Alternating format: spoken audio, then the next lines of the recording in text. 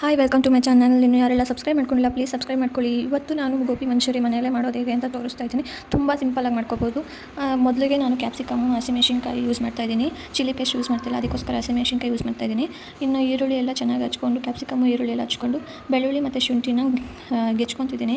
Paste use ಮಾಡ್ತಾಯಿಲ್ಲ, ನಾನು ಹಂಗೇ ನಾರ್ಮಲ್ ಗೆಚ್ಕೊಂಡು ಮಾಡ್ತಾಯಿದ್ದೀನಿ.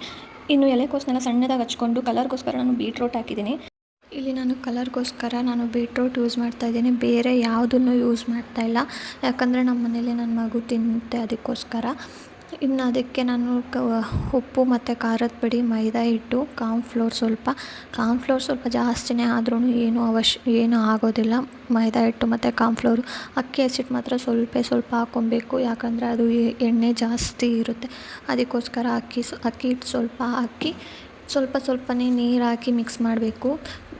ತೀರಾ ನೀರಾಗೋದ್ರೂ ಸ್ವಲ್ಪ ತೆಳ್ಳಗೆ ಆಗಿಬಿಡುತ್ತೆ. ನೋಡಿಕೊಂಡು ಕನ್ಸಿಸ್ಟೆನ್ಸಿ ನೋಡಿಕೊಂಡು ನೀರು ಯೂಸ್ ಮಾಡಬೇಕು. ನಂತರ ಅದೆಲ್ಲ ಕಲಸಾದ್ಮೇಲೆ ಒಂದು ಒಲೆ ಮೇಲೆ ಒಂದು ಬಾಣಲಿ ಇಟ್ಬಿಟ್ಟು ಅದಕ್ಕೆ ಎಣ್ಣೆ ಬಿಟ್ಟು ಸಣ್ಣ ಉಂಡೆಗಳನ್ನಾಗಿ ಮಾಡಬೇಕು. ಜಾಸ್ತಿ ದಪ್ಪನೂ ಹಾಕಬಾರ್ದು, ತೀರಾ ಸಣ್ಣನೂ ಹಾಕೋದು ಬೇಡ. ಮೀಡಿಯಮ್ಮಾಗಿ ಹಾಕಿ ನೀಟಾಗಿ ಕರಿಬೇಕು. ಮೀಡಿಯಮ್ ಫ್ಲೇಮ್ನಲ್ಲಿ ಇಟ್ಕೊಂಡು, ಹೈ ಫ್ಲೇಮ್ ಆಗಿಬಿಟ್ರೆ ಫುಲ್ ಸೀದೋಗ್ಬಿಡುತ್ತೆ, ಲೋ ಫ್ಲೇಮ್ ಆಗಿಬಿಟ್ರೆ ಫುಲ್ ಎಣ್ಣೆ ಕುಡಿದ್ಬಿಡುತ್ತೆ.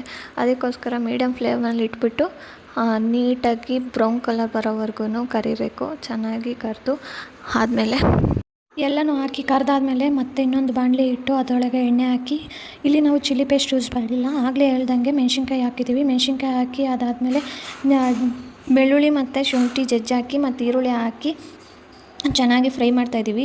ಇದು ಬ್ರೌನ್ ಕಲರ್ ಆಗೋವರೆಗೂ ಫ್ರೈ ಮಾಡಬೇಕು ಚೆನ್ನಾಗಿ. ಇನ್ನೂ ಯಾರೆಲ್ಲ ನನ್ನ ಚಾನಲ್ಗೆ ಸಬ್ಸ್ಕ್ರೈಬ್ ಮಾಡ್ಕೊಂಡಿಲ್ಲ ಪ್ಲೀಸ್ ಸಬ್ಸ್ಕ್ರೈಬ್ ಮಾಡ್ಕೊಳ್ಳಿ. ಅದೆಲ್ಲ ಬ್ರೌನ್ ಕಲರ್ ಆದಮೇಲೆ ದಪ್ಪಮೆಣ್ಸಿನ್ಕಾಯಿ ಹಾಕಿ ಅದು ಸ್ವಲ್ಪ ಬೆಂದರೆ ಸಾಕು. ತೀರಾ ಬೆಂದರೆ ಅಷ್ಟು ಚೆನ್ನಾಗಿರಲ್ಲ, ಸ್ವಲ್ಪ ಕ್ರಂಚಿ ಆಗಿದ್ರೇ ಇನ್ನೂ ಚೆನ್ನಾಗಿರುತ್ತೆ. ಅದೆಲ್ಲ ಚೆನ್ನಾಗಿ ಬೆಂದ ಮೇಲೆ ನಾವು ಸೋಯಾ ಸಾಸು ಮತ್ತು ವಿನೆಗರ್ ಹಾಕಿದ್ವಿ. ವಿನೆಗರ್ ಹಾಕಿ ಎಲ್ಲ ಮಿಕ್ಸ್ ಆದಮೇಲೆ ಎಲ್ಲನೂ ಚೆನ್ನಾಗಿ ಫ್ರೈ ಆದಮೇಲೆ ಒಂದು ಬಟ್ಲು ತೊಗೊಂಡು ಅದಕ್ಕೆ ನಾವು ಕಾರ್ನ್ಫ್ಲೋರ್ ಹಾಕಿ ಸ್ವಲ್ಪ ನೀರು ಹಾಕಿ ಅದನ್ನು ಮಿಕ್ಸ್ ಮಾಡಿ ಹಾಕ್ತಾಯಿದ್ದೀವಿ. ತುಂಬ ಚೆನ್ನಾಗಿ ಬಂದಿರುತ್ತೆ. ಕನ್ಸಿಸ್ಟೆನ್ಸಿ ಸ್ವಲ್ಪ ಗ್ರೇವಿ ಥರ ಇರುತ್ತೆ, ಅದಕ್ಕೋಸ್ಕರ ಅದನ್ನು ಯೂಸ್ ಮಾಡ್ತಾಯಿದ್ದೀವಿ. ನೆಕ್ಸ್ಟು ಸ್ವಲ್ಪ ಖಾರ ಕಮ್ಮಿ ಅನಿಸಿದ್ರೆ ಖಾರದ ಪುಡಿ ಮತ್ತು ಸಾಲ್ಟ್ ಹಾಕ್ಕೊಬೋದು. ಖಾರದ ಪುಡಿ ನಮಗೆ ಬೇಕು ಅಂತಲೇ ಹಾಕ್ಕೊಂಡಿದ್ದು, ಸ್ವಲ್ಪ ಖಾರಕ್ಕೆ ಕಮ್ಮಿ ಅನ್ನಿಸ್ತು, ಅದಕ್ಕೋಸ್ಕರ. ಇನ್ನು ಅದಕ್ಕೆ ನಾವು ಒಂದು ಸ್ವಲ್ಪ ಗರಂ ಮಸಾಲ ಹಾಕಿದ್ವಿ.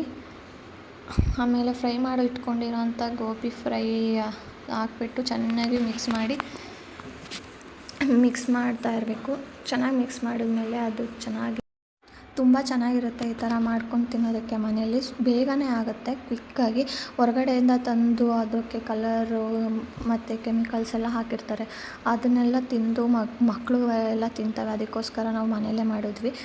ಲಾಸ್ಟಲ್ಲಿ ಒಂದು ಸ್ವಲ್ಪ ಕೊತ್ತಂಬರಿ ಹಾಕಿ ಮಾಡಿದ್ರೆ ತುಂಬ ರುಚಿಯಾಗಿರುತ್ತೆ. ಈ ಥರ ನೀವು ಒಂದು ಸಲ ಟ್ರೈ ಮಾಡಿ ನೋಡಿ, ತುಂಬ ಚೆನ್ನಾಗಿರುತ್ತೆ. ಹೆಂಗೆ ಬಂತು ಅಂತ ಕಮೆಂಟ್ ಹಾಕಿ, ಲೈಕ್ ಮಾಡಿ, ಶೇರ್ ಮಾಡಿ.